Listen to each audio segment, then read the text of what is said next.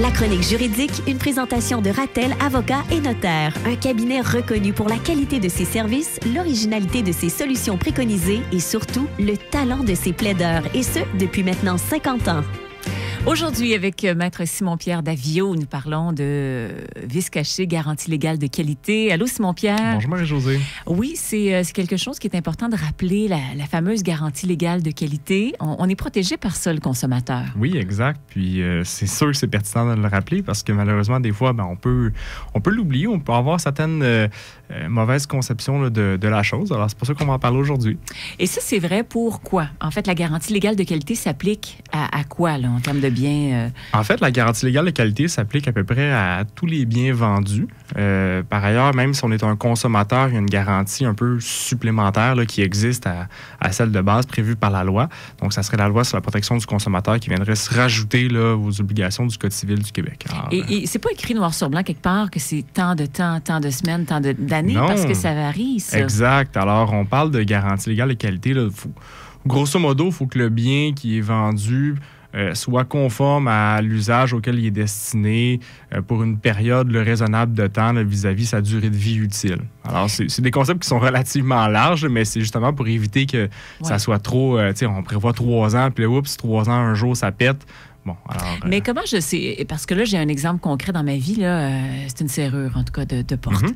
Et là, je me dis, à partir de quand je sais que ça n'a pas d'allure de retourner au magasin, si j'y retourne, on va me dire quoi?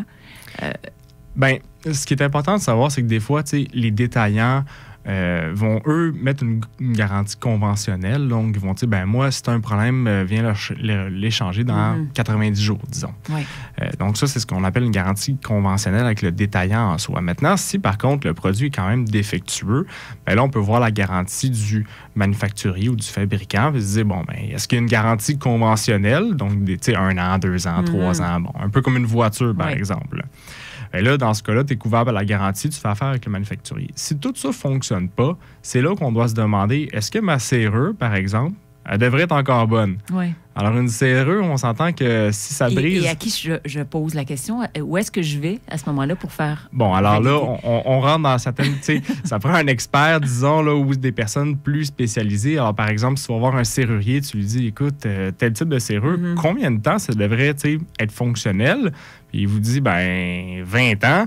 Puis ça fait 3 ans que tu l'as, puis ça ne fonctionne plus, bien clairement, il y a un problème. OK. Alors là, il faudrait s'adresser au manufacturier en disant, moi, j'ai un problème. Si tu es tenu avec la garantie légale de qualité de me fournir un bien qui est destiné à l'usage. L'usage, c'est 20 ans approximativement. Alors, dans ces circonstances-là, je veux que tu me le remplaces ou tu me le répares. Et ça, j'ai l'impression qu'il y a beaucoup de gens qui vont jeter un produit ou un bien, pensant qu'il n'y a plus rien à faire, alors que... Il y aurait eu ce recours qu'on aurait pu utiliser. Oui, exactement. Il y a aussi beaucoup de gens qui, heureusement, en sont conscients. Donc, ils font des recours. En fait, ils envoient une lettre de mise en demeure ou ils s'en vont voir...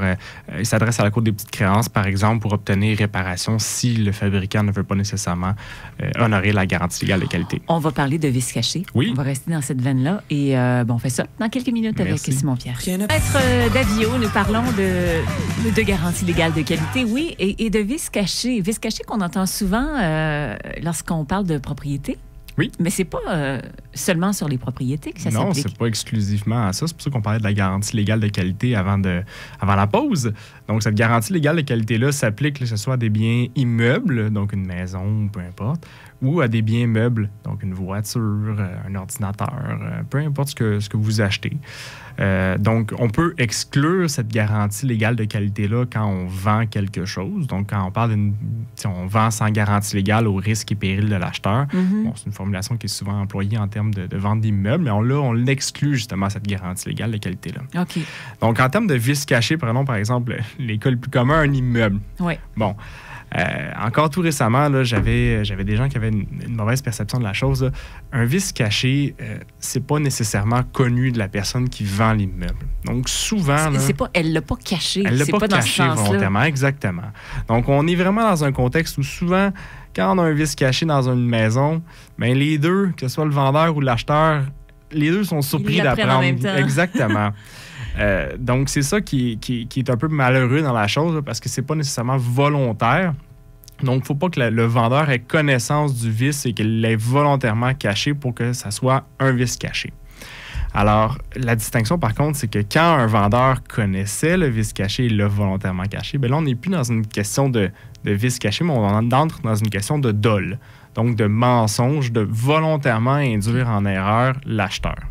Mais si je suis dans une situation de vice caché, c'est-à-dire que je viens d'acheter, je découvre quelque chose, et bon, là, j'en informe l'acheteur ou en fait le vendeur, qu'est-ce qui se produit légalement à partir de là? La première chose qu'on doit faire avec un vice caché, c'est toujours de le dénoncer au vendeur.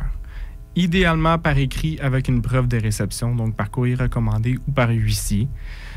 L'important, c'est de pouvoir donner la chance au vendeur de venir voir l'état des lieux avant que n'importe quel travaux soit fait. Que ce soit des travaux de dégarnissage, des travaux de réparation encore moins. Ça doit être tentant de faire des travaux des fois, mais... C'est ça. À moins que ce soit des travaux qui sont d'extrême urgence, là, pour limiter les dégâts, on touche à rien.